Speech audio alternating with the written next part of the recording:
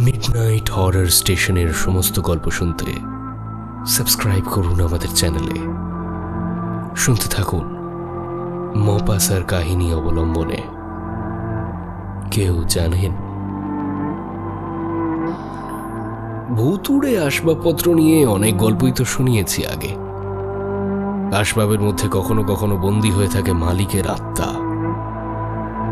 কিন্তু যদি আসবাবপত্র সত্যি জীবিত হয়, মরে গিয়ে যদি সত্যি ভূত হয় তারা। শুনতে থাকুন মোহনা দেবরায়ের ভাবানুবাদে মপাসার কাহিনী হু নোজ অবলম্বনে কেউ জানেন।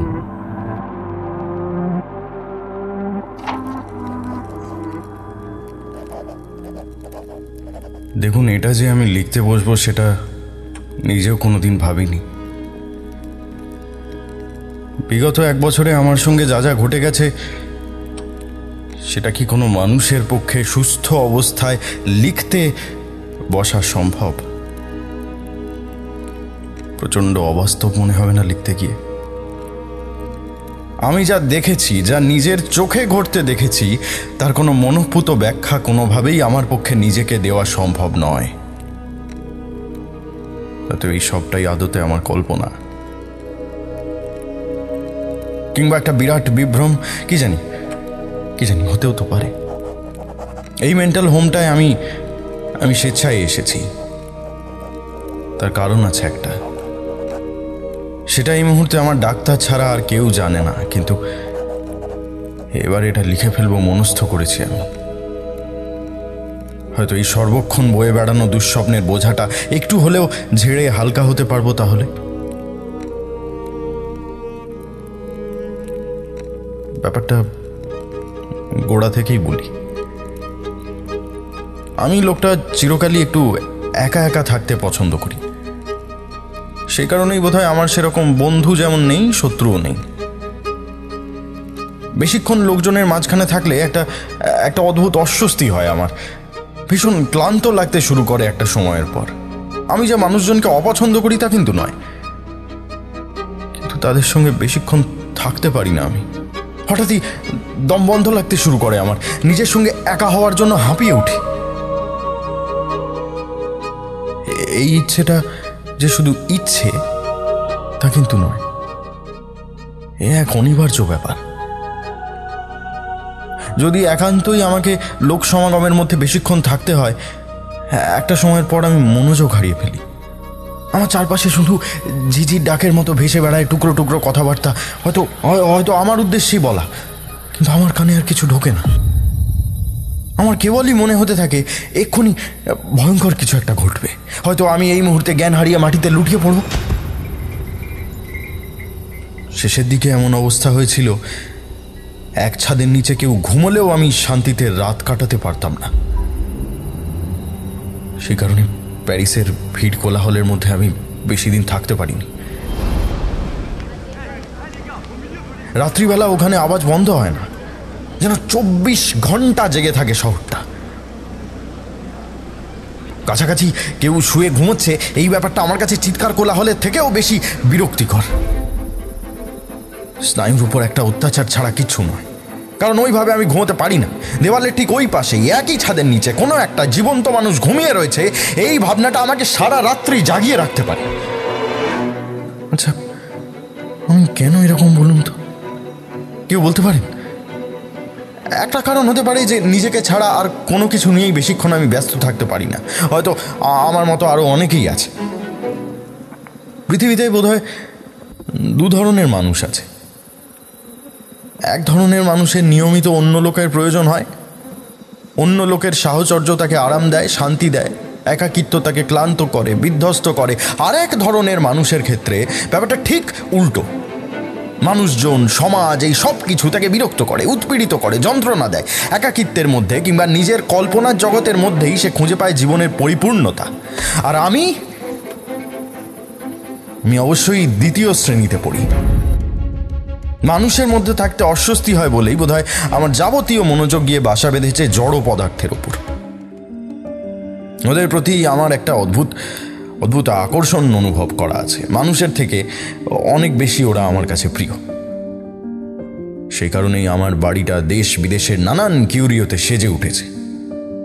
একটা একটা করে জিনিসপত্রগুলো সংগ্রহ করেছি আমি, এবং সজীব বস্তুর মতো আদর যত্নে সেগুলো দিয়ে ভরিয়ে তুলেছি আমার বাসস্থানকে।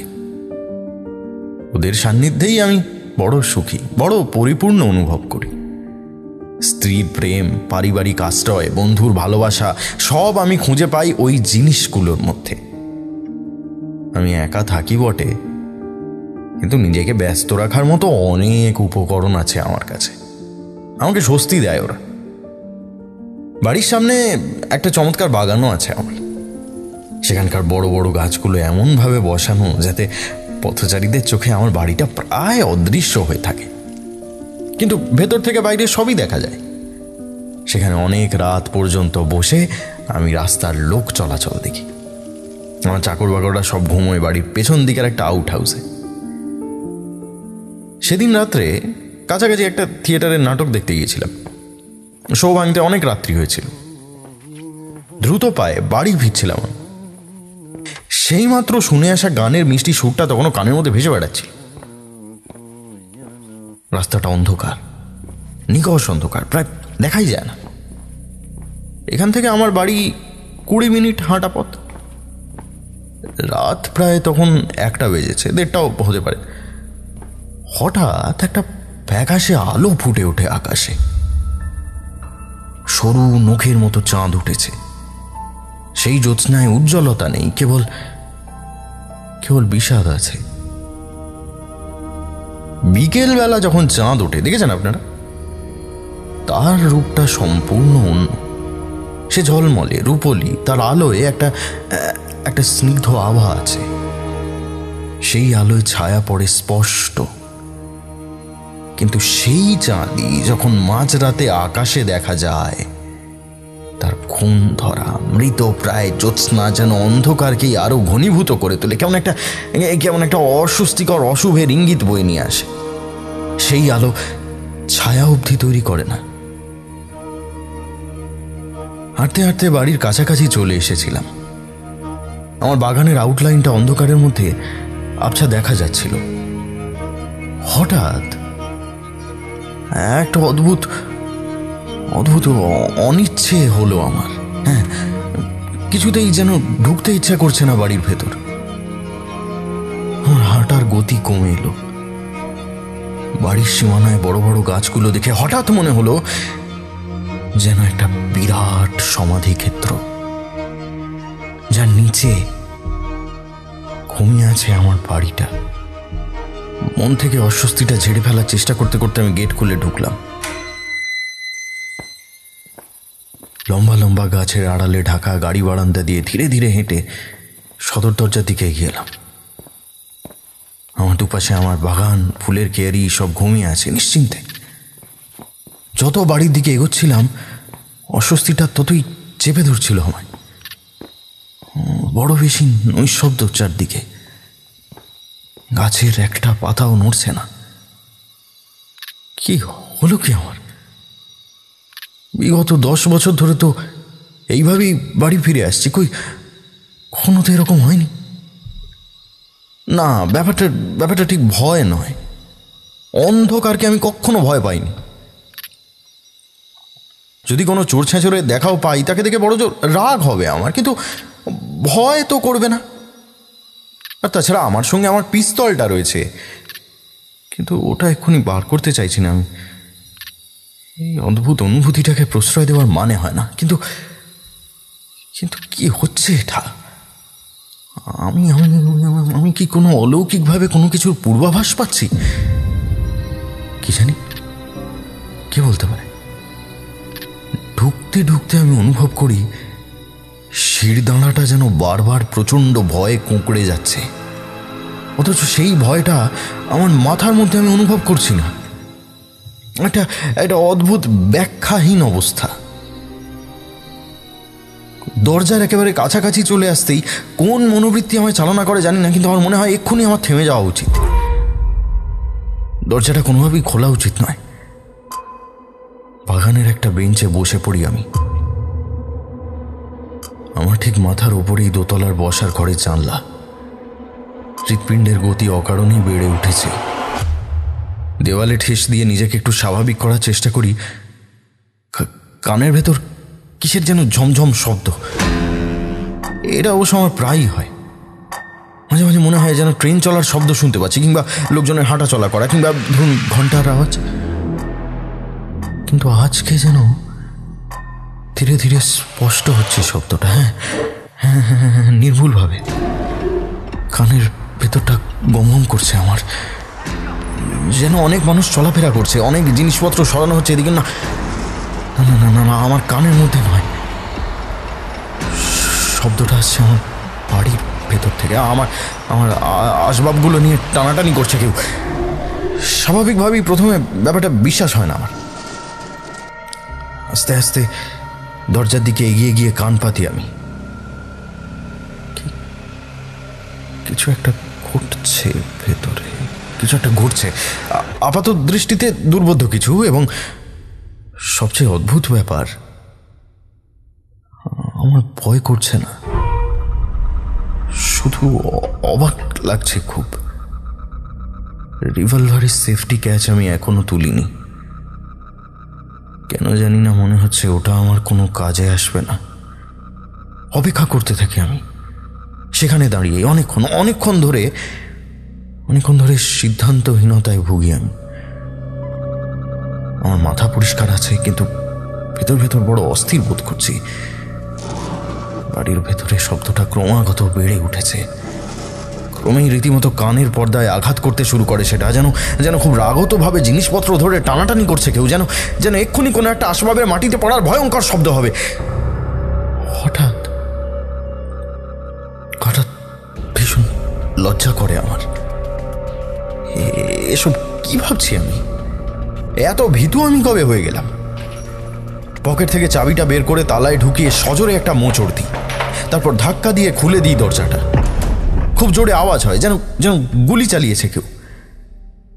আর সঙ্গে সঙ্গে চিলে কোঠা থেকে একটা প্রচণ্ড শব্দ ভেসে আসে। মুহূর্তে মনে হয় কানের পর্দা ফেটে যাবে আমার।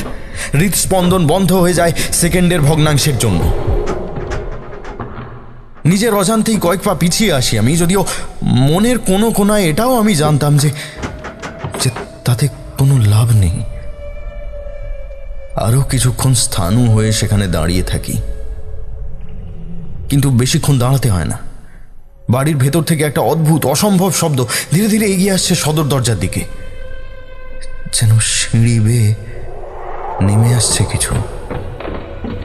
সিঁড়ি থেকে নেমে কাঠের ফ্লোরের উপর শোনা যাচ্ছে সেই আওয়াজ। না না না, কোনো মানুষের পায়ের শব্দ নয়। কেউ কাঠের বা লোহার ক্রাচে ভর দিয়ে চললে যেরকম শব্দ হয়, অনেকটা সেই রকম আওয়াজ। আর তক্ষুনি চৌকাঠের কাছে একটা আরাম কেদারা দেখতে পাই আমি। বেশ বড় রিডিং চেয়ার, আমার খুব শখের জিনিস। ধীরে ধীরে নড়বড় করতে করতে দুলকি চালে সেটা এগিয়ে আসছে দরজার দিকে নিজের থেকেই। ক্রমেই সেটা এগিয়ে যায় দরজা পেরিয়ে গাড়ি বারান্দায়। তার পেছনে ষাঁড় বেঁধে দাঁড়িয়ে আছে আরও সব জিনিস। ড্রয়িং রুমের অন্য সব আসবাব, আমার সোফা কুমিরের মতো হাওয়া দিয়ে বেরিয়ে আসছে আমার ঘর থেকে। আমার যাবতীয় চেয়ার, মোড়া, টুল লাফাতে লাফাতে কিসের অমোঘ আকর্ষণে যেন ছুটে চলেছে বাইরের দিকে, ঠিক যেন এক একটা খরগোশ। একবার ভাবুন আমার অবস্থাটা, সিফ ভাবুন। কোনো রকমে একটা ঝোপের আড়ালে লুকিয়ে পড়লাম আমি। সেখানে উবু হয়ে বসে দেখতে থাকি সেই অপার্থিব দৃশ্য। আমার সমস্ত আসবাব মিছিল করে বেরিয়ে আসছে আমার বাড়ি থেকে, একটার পর একটা, বড় থেকে ছোট। আমার কনসার্ট গ্র্যান্ড পিয়ানো লাফিয়ে লাফিয়ে চলেছে ঠিক একটা ঘোড়ার মতো। ছোট ছোট শৌখিন জিনিস, কাচের ফুলদানি, সোফিস, গবলেট সবাই চলেছে জমির ওপর দিয়ে ঠিক পিঁপড়ের মতো সার বেঁধে। চাঁদের আলোয় জোনাকির মতো জ্বলছে তারা। কার্পেট আর পর্দার দল সাপের মতো এঁকে বেঁকে চলেছে মাটির ওপর দিয়ে।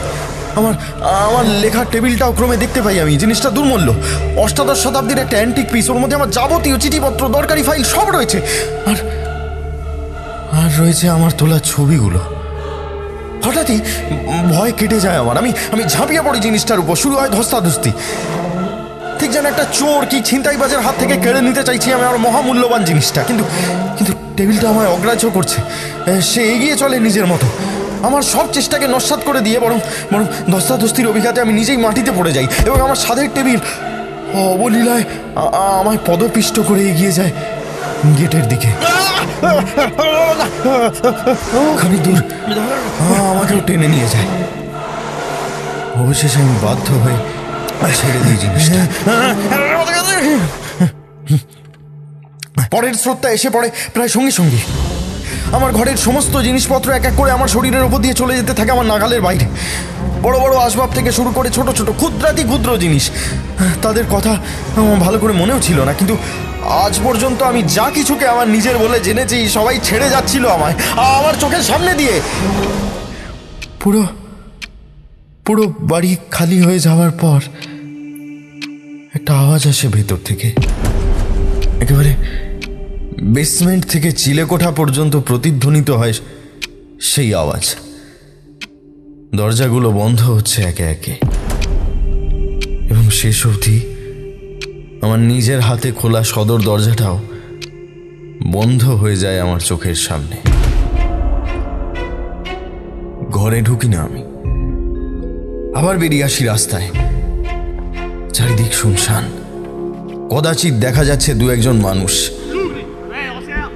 বোঝা যায় যে তাদের বাড়ি ফিরতে সত্যিই দেরি হয়ে গেছে।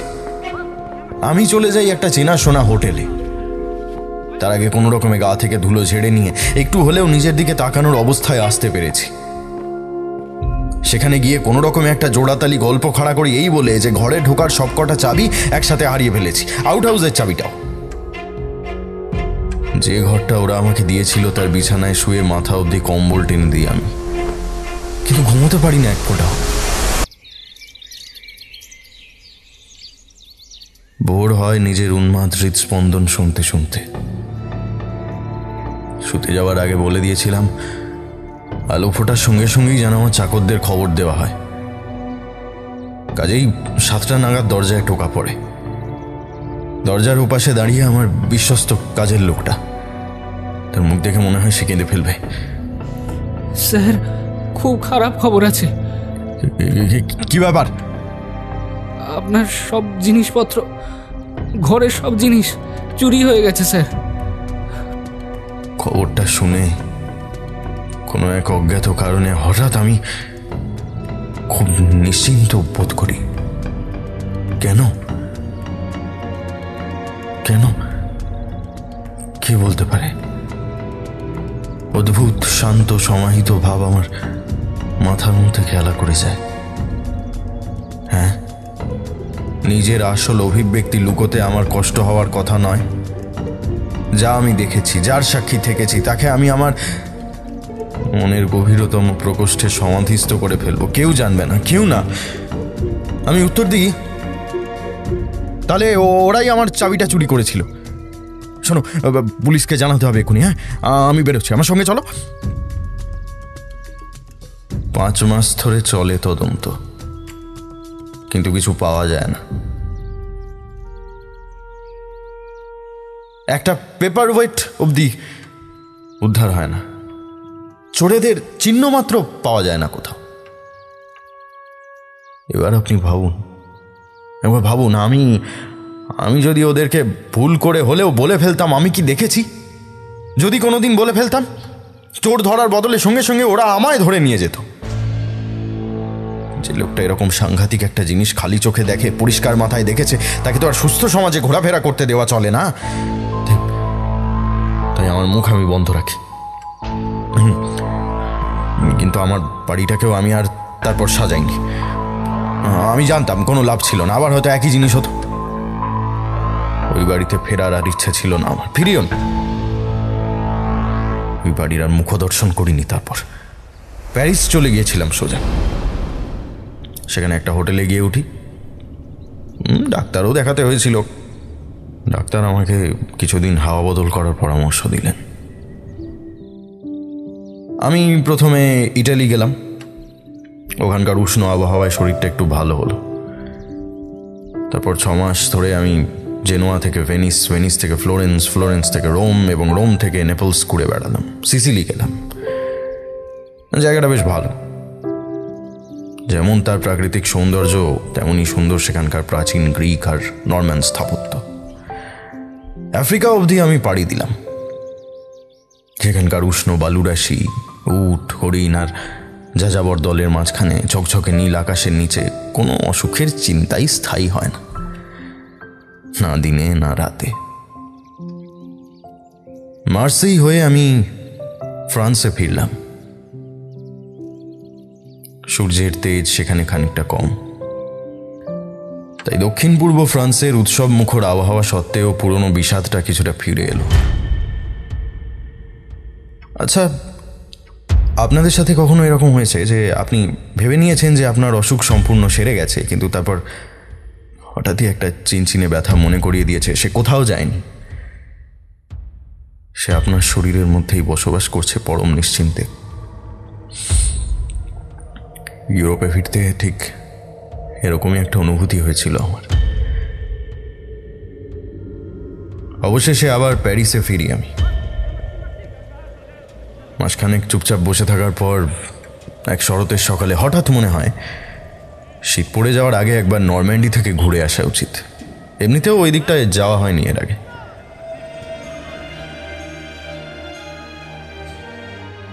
সেখানকার মধ্যযুগীয় গথিক ধাঁচের স্থাপত্যগুলো একটা অন্যরকম উত্তেজনা শিহরণ ধরায় আমার শিরা উপশিরায়। তো একদিন বিকেলে 4টে নাগাদ ঘুরতে ঘুরতে একটা রাস্তায় এসে পড়ি আমি। তার ঠিক পাশ দিয়েই সরু ধারায় প্রবাহিত হয়েছে ওড ও রোবেক নদীর কালো জল। চারদিকে তাকিয়ে হাঁটতে হাঁটতে পুরনো ধাঁচের অট্টালিকাগুলো দেখছিলাম আমি, খুব মন দিয়েই দেখছিলাম। কিছুক্ষণ ঘোরাফেরার পর উপলব্ধি করি এই পাড়াটা আদতে একটা পুরনো সেকেন্ড হ্যান্ড আসবাবপত্রের বাজার। পাশাপাশি গায়ে লেগে দাঁড়িয়ে আছে অনেকগুলো দোকান। মনে মনে ওদের জায়গা বাছাইয়ের তারিফ না করে আমি পারি না। এই শান্ত কালচে নদীর জল, এইরকম আলো আঁধারি ঘেরা গলি, তীরের ফলার মতো ছাদওয়ালা বাড়ির মাথায় বায়ু পতাকা, এই সব কিছুই একটা শেষ হয়ে যাওয়া যুগের গল্প শোনায়। কত সব চাপা পড়া গল্প। সত্যি এই ধরনের ধূসর ব্যবসার পক্ষে এইরকম জায়গার বিকল্প নেই। সেই সব অন্ধকার গুহার মতো দোকানগুলোর মধ্যে নানান জিনিস চোখে পড়ে আমার। অপূর্ব কাঠের কারুকাজ করা দেরাজ, রুয়ানের চিনেমাটি, আরও পৃথিবীর নানা প্রান্তের চিনেমাটির জিনিস, অ্যান্টিক ক্রুসিফিক্স, ম্যাডোনার মূর্তি, আরও কত সেন্টের মূর্তি, চাঁদ সাজানোর কত রকম অলংকার, পর্দা, এমকি, কাপ, কবলেট, পুজোর বেদি, কত বিচিত্র রকমের জিনিসেরই যে দেখা পেলাম আমি ওই ছোট ছোট অন্ধকার ঘুপচিগুলোর মধ্যে, তার ইয়ত্তা নেই। কত শত যুগোত্তীর্ণ কালোত্তীর্ণ জিনিস, যাদের আসল মালিকরা বহুদিন হলো নশ্বর দেহের মায়া কাটিয়েছে, তাদের জিনিসগুলো ব্যবহৃত হওয়ার বয়স অতিক্রম করে পরিণত হয়েছে সংগ্রহের জিনিসে। পুরনো নেশাটা একটু একটু করে মাথা চাড়া দেয় আমার। দোকান থেকে দোকানে ঘুরে বেড়াই। ওড ও রবেক নদীর ওপর পচে আসা কাঠের সেতুটার উপর দিয়ে কতবার এপার ওপার করি। আর এইভাবে ঘুরতে ঘুরতেই দোকানটা প্রথম চোখে পড়ে আমার। এক নজরে দেখে জিনিসটা বিশ্বাস হয় না, হওয়ার কথাও নয়। এক অপার্থিব চন্দ্রাহত রাতে একরাশ জীবন্ত দুঃস্বপ্নের মতো যারা আমায় ছেড়ে চলে গিয়েছিল সম্পূর্ণ অচেনা এই পরিবেশে, হঠাৎ তাদের সকলকে একসঙ্গে একই জায়গায় আবিষ্কার করে ফেললে নিজের চোখের উপর সন্দেহ হয় বই কি। কিন্তু ক্রমেই আমি বুঝতে পারি এ আমার চোখের ভুল নয়। সত্যি একটা দোকানের সামনে আমি দাঁড়িয়ে আছি, যার ভেতর যত দূর চোখ যায় শুধু চোখে পড়ছে আমার হারানো আসবাবপত্রগুলো। অনুভব করতে পারছি হৃৎপিণ্ডটা গলার কাছে এসে দপদপ করছে আমার। দোকানটা দেখে মনে হয় যেন পুরনো আসবাবপত্রের সমাধিক্ষেত্র। মন্ত্রমুগ্ধের মতো ভেতরে ঢুকে আমি। আমার পা দুটো কাঁপছে। আমার সামনেই একটা ক্যাবিনেট, সম্ভবত আমার সংগ্রহের সবচেয়ে শৌখিন ক্যাবিনেট। কিন্তু হাত দুটো এত কাঁপছে আমার যে প্রথমে সেটাকে স্পর্শ করতে সাহস করি না আমি। তারপর তারপর খুব ধীরে ধীরে হাতটা বাড়িয়ে দিই। হ্যাঁ, জিনিসটা আমারই, কোনো সন্দেহ নেই। ত্রয়োদশ লুইয়ের আমলের সেই ক্যাবিনেট। এ জিনিস একবার দেখলে ভোলা সম্ভব নয়। ক্রমে আরেকটু এগিয়ে আমার চোখে পড়ে আমার আরাম কেদারাটা। তার উপর সেই সূক্ষ্ম এমব্রয়ডারির কাজ করা কভারটা পর্যন্ত অক্ষত রয়েছে। আর একটু ভেতর দিকে দ্বিতীয় হেনরির আমলের সেই টেবিল। জিনিসটা এতই দুর্লভ যে লোকজন শুধু সেটাই দেখতে আসতো প্যারিস থেকে। একবার ভাবুন না আমার অবস্থাটা। ভেতর থেকে প্রচণ্ড উত্তেজনা নিয়ে আরও ভেতরে ঢুকি আমি। না, আমি লোকটা কিন্তু মোটেই ভীতু নই, ভয়টাই আমার করছিল না।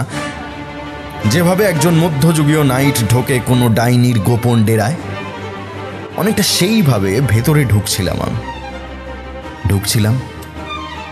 আর অবাক হচ্ছিলাম। আমার যাবতীয় জিনিস, সব কিছু, আমার বাতিদান, বইয়ের আলমারি, অসংখ্য ছবি, পর্দা, কার্পেটে সাজানো অস্ত্রশস্ত্র, সব কিছু উপস্থিত ছিল সেই গোলক ধাঁধার মধ্যে। সারা দোকানে ঘুরে বেড়াই আমি। একটা সিঁড়ি বেয়ে নামি, আবার উঠি, কত প্যাসেজ, করিডোর পেরোই, কিন্তু কাউকে দেখতে পাই না। অনেকবার ডাক দিই, প্রতিবারই আমার কণ্ঠস্বর আমার কানে ফিরে আসে প্রতিধ্বনি হয়ে। ক্রমে রাত নামে। ক্লান্ত হয়ে আমার নিজেরই একটা চেয়ারে বসে পড়ি। এত কিছু দেখার পর কারোর সঙ্গে দেখা না করে আমি বেরিয়ে যেতে পারি না। আবার ডাকি আমি, হ্যালো, কেউ আছেন? আবারও কোনো উত্তর আসে না। কেন জানি না, উঠতে ইচ্ছা হয় না আমার। সেখানেই বসে থাকি। বোধহয় ঘন্টা খানেক এভাবেই কাটে। মাঝে মধ্যেই ডাক দিতে থাকে, হ্যালো, কেউ আছেন? হ্যালো।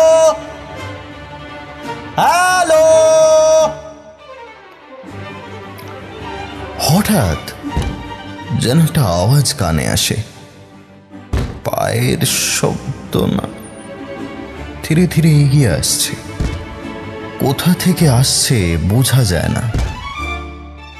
প্রথমেই প্রবল একটা ইচ্ছে হয় দৌড়ে পালাতে, কিন্তু পরক্ষণেই সেই ইচ্ছে দমন করি আমি।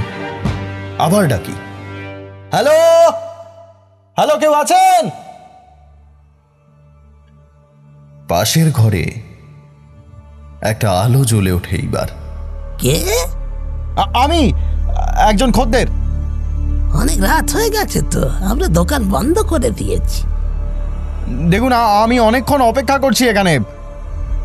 আপনি কাল আসুন। কিন্তু কাল আমি রোয়ান ছেড়ে দিচ্ছি। আমি কি? আর কোনো উত্তর আসে না।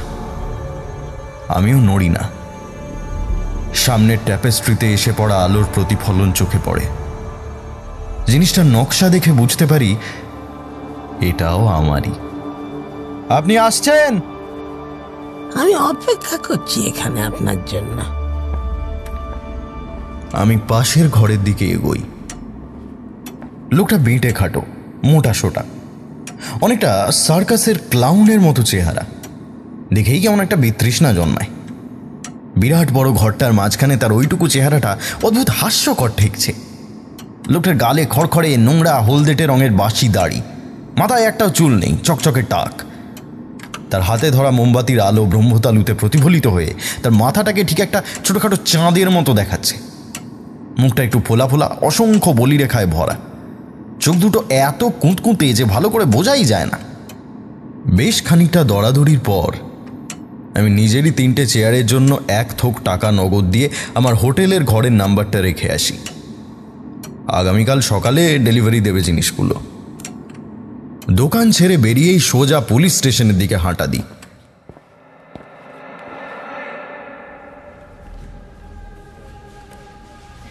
সেখানে চুরি থেকে শুরু করে খুঁজে পাওয়া সমস্ত ঘটনা আনুপূর্বিক বর্ণনা করি।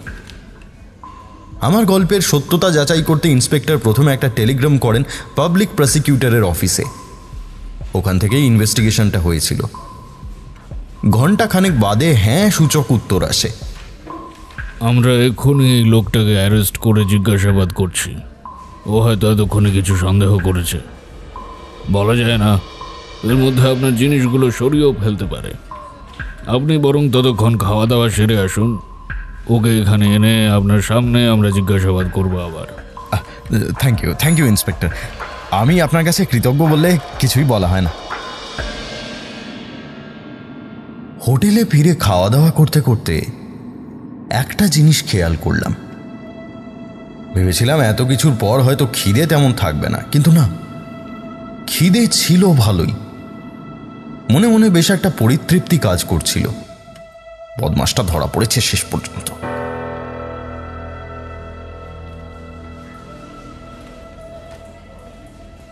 ঘন্টা দুয়েক বাদে পুলিশ স্টেশনে এসে দেখি অফিসার আমার জন্যই অপেক্ষা করছেন। আমি ঢুকতেই তিনি বললেন, ওয়েল স্যার, আমার লোকজন আপনার ওই লোকটাকে খুঁজে পায়নি। মানে আপনি বলতে চাইছেন? দাঁড়িয়ে থাকতে থাকতে হঠাৎ আমার মনে হয় আমি অজ্ঞান হয়ে যাব। কোনো রকমে আবার জিজ্ঞেস করি, এই বাড়িটা খুঁজে পেয়েছেন তো আপনারা? হ্যাঁ, সে তো অবশ্যই। সেখানে পাহারাও বসেছে, কিন্তু দোকানের মালিক গায়েব। গায়েব? একদম। সে নাকি প্রতিবেশী একজন মহিলার সঙ্গে সন্ধেটা কাটায়। একটা বিধবা বুড়ি, একটু ছিটগ্রস্ত, নাম মিসেস বেডওয়িন। ওরই মতো একজন সেকেন্ড হ্যান্ড ডিলার। সে বলছে সে নাকি সন্ধ্যের পর তাকে আর দেখেনি। সে আর কিছুই বলতে পারছে না ওই লোকটা সম্বন্ধে। কাল অবধি আমাদের অপেক্ষা করতে হবে। হোটেলে ফিরে আসি আমি। রুয়ানের রাস্তাঘাট যেন বড় বেশি অন্ধকার, ভৌতিক মনে হয় এবার। ঘুম হয় যথারীতি খুব খারাপ। সে পুরনো দুঃস্বপ্নগুলো ফিরে আসে আবার। অকারণ বেশি দুশ্চিন্তা দেখাবো না বলে পরদিন সকাল 10টার আগে থানায় উঁকি দিই না আমি। না, এবারেও আশার বাণী কিছু শোনাতে পারেন না ইন্সপেক্টর। সেই দোকানদারকে খুঁজে পাওয়া যায়নি। দোকান এখন বন্ধ। ইন্সপেক্টর বললেন, দেখুন, যা যা স্টেপ নেওয়ার আমরা সবই নিয়েছি। পাবলিক প্রসিকিউটরের অফিসে ইনফর্ম করা হয়েছে। আমরা একসাথে গিয়ে তালা ভেঙে দোকানটায় ঢুকবো। আপনি আপনার জিনিসগুলো আমাদের চিনিয়ে দেবেন। সেই মতো এগোই আমরা। সঙ্গে নিতে হয় একজন তালা চাবিওয়ালাকে দরজাটা খোলার জন্য। এবং ভেতরে আমার ক্যাবিনেট কিংবা চেয়ার টেবিল কিংবা কার্পেট কোনো কিছুই খুঁজে পাই না আমি। একটা ফুলদানি অবধি নয়। অথচ আগের দিন প্রতি পদে পায়ে একটা করে জিনিস ঠেকছিল আমার। চিফ ইন্সপেক্টর একটু অবাক হয়ে তাকান আমার দিকে। তার দু চোখে সন্দেহ। স্যার, মনে হচ্ছে লোকটার সঙ্গে আমার জিনিসপত্র উধাও হয়ে গেছে। আসলে ব্যাপারটা কি বলুন তো? সেদিন আপনি ওই 3টে চেয়ার কিনেই ভুলটা করেছেন। ওদের সাবধান হয়ে গিয়েছে লোকটা। কিন্তু আমি বুঝতে পারছি না, গতকাল পর্যন্ত আমার জিনিসপত্র বোঝাই ছিল এই জায়গাটা, অথচ এত অল্প সময়ের মধ্যে অন্য জিনিস চলে এলো। পুরো রাত্রিটাই তো পেয়েছে, আরামসে সরিয়েছে এক এক করে। নিশ্চয়ই সঙ্গে আরো কেউ ছিল। এই বাড়িতে নিশ্চয়ই অন্যভাবে ঢোকার রাস্তা আছে। কিন্তু আপনি ভাববেন না স্যার, ঘাঁটি যখন পেয়ে গেছি হতচ্ছাড়াটাকে আমরা খুঁজে বের করবই। যাবে কদ্দূর? ফিরে তো সেই আসতেই হবে এখানে। আমার হৃদগতি এত বেড়ে গিয়েছিল যে মনে হচ্ছিল যে কোনো মুহূর্তে সশব্দে ফেটে পড়বে হৃৎপিণ্ডটা। আরো 15 দিন মতো রুয়ানে থাকতে হলো আমায়। সেই লোকটা যথারীতি কোনো সন্ধান পাওয়া গেল না।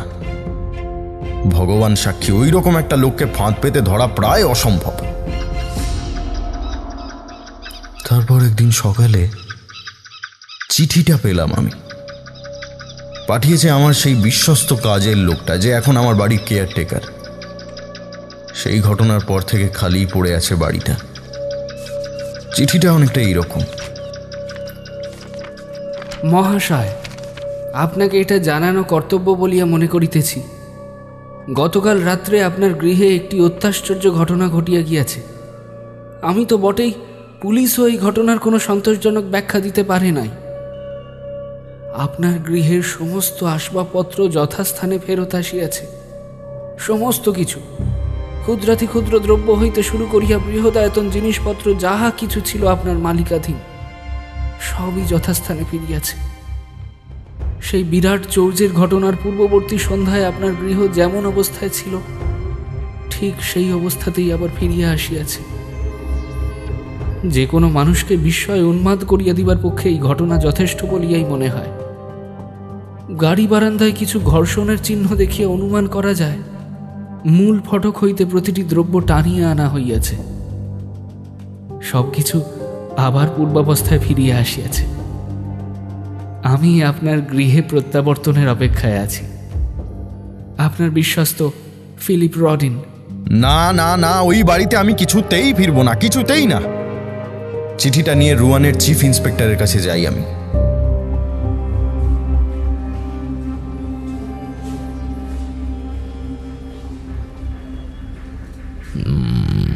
খুব নিখুঁতভাবে কাজ সেরেছে।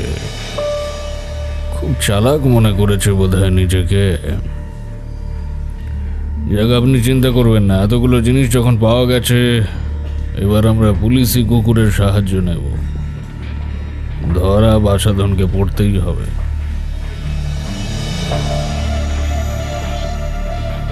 কিন্তু সে ধরা পড়েনি, আজও পড়েনি। ওরা খুঁজে পায়নি ওই চাঁদের মতো চকচকে টাকওয়ালা দানবটাকে। এবার এবার এবার আমার ভয় করতে শুরু করেছে। মনে হচ্ছে একটা হিংস্র খ্যাপা জন্তু কেউ লেলিয়ে দিয়েছে আমার পেছনে। ওরা পাবে না ওকে, কি করে পাবে? সে তো নিজের দোকানে আর কোনোদিন ফিরে যাবে না। কেন যাবে? তার তো সেখানে আর কোনো প্রয়োজন নেই। আমি ছাড়া আর কারোর সঙ্গে তো সে দেখাই করবে না। আর আমি ওর সঙ্গে দেখা করব না, কিছুতেই না, কিছুতেই না। যদি যদি সে ফিরেও যায়, আদতেই তার দোকানে যে আমি আমার জিনিসপত্র দেখেছি সেটা প্রমাণ করবে কে? সেই প্রমাণ ছাড়া তো সে গ্রেফতার হবে না। আর আমি ছাড়া সেই ঘটনার কোনো সাক্ষী নেই। সেই সাক্ষ্য ধীরে ধীরে সন্দেহের আওতায় এসে পড়ছে, আমি বুঝতে পারছি। তার উপর থেকে সন্দেহ সরে যাচ্ছে আস্তে আস্তে, আর এসে পড়ছে আমার উপর। না না, আমার জীবনটা তছনছ হয়ে যাচ্ছে। সেই রাতে আমি যা দেখেছিলাম মনে হচ্ছে না সেটা আর বেশি দিন কারো কাছ থেকে গোপন রাখতে পারবো বলে। আমি হাজার চেষ্টা করেও সাধারণভাবে বাঁচতে পারছি না। কেবলই মনে হচ্ছে ওই ঘটনা আবার ঘটবে, আবার ঘটবে। আবার শেষ অবধি অনেক ভেবে চিনতে এই হোমের মালিক যিনি, সেই ডাক্তারের শরণাপন্ন হই আমি। পুরো ঘটনা তাকে খুলে বলি। আমাকে বেশ কিছুক্ষণ ধরে পরীক্ষা নিরীক্ষা করে তিনি বলেন, মাই ডিয়ার স্যার, আপনি কি এখন কিছুদিন এখানে থাকবেন? থাকতে পারলে আমি খুবই খুশি হব ডক্টর। বেশ বেশ, আপনাকে যদি একটা আলাদা বাংলো দেওয়া হয় আপনি নিশ্চয়ই আপত্তি করবেন না? আচ্ছা, বন্ধু বান্ধবরা যদি দেখা করতে আসে? না না না না না না না না ডক্টর, আমাকে কারোর সঙ্গে দেখা করতে অনুরোধ করবেন না। ওই রুহানের লোকটা আমার উপর তার অনেক রাগ, বুঝলেন? দেখা করার ছলে সে চলে আসতে পারে যে কোনো মুহূর্তে। আর তাহলে আমি কথা শেষ করতে পারি না, আমি ঘেমে উঠি। ঠিক আছে, আপনার যা ইচ্ছে। তারপর থেকেই আমি এখানে আছি। তা প্রায় মাস 3 হয়ে গেল, একেবারে একা। আর আমার প্রায় কোনো ভয় নেই। শুধু একটাই দুশ্চিন্তা মাঝে মধ্যে কাঁটার মতো খচখচ করে মনে, জানেন? ধরুন সেই দোকানদারটা যদি হঠাৎ পাগল হয়ে যায়,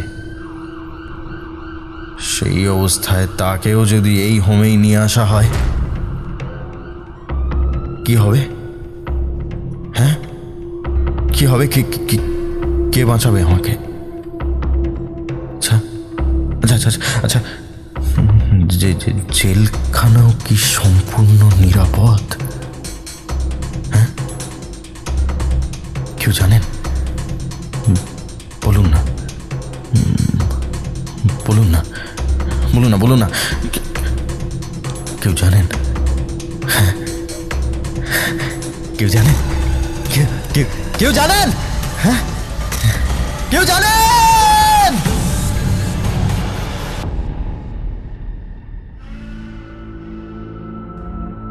আজ গল্প পাঠে ছিল সায়ক আমান। বিভিন্ন চরিত্রে সায়ক, কৌশিক এবং আমি তমাল। শব্দ সংযোজনে নীলাভ, আবহ ও স্পেশাল এফেক্টসে সায়ন। শুনছিলেন মোহনা দেবরায়ের ভাবানুবাদে মপাসার কাহিনী কেউ জানেন। সবাই ভালো থাকুন। শুভরাত্রি।